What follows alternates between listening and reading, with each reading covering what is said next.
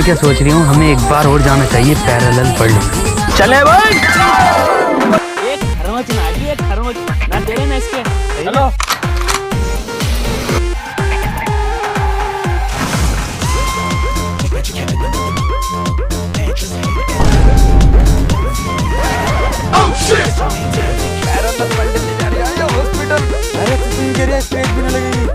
तो फ्रेश तो लगेगी।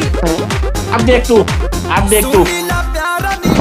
इंगलम इंगलम इंगलम बहुत हुई।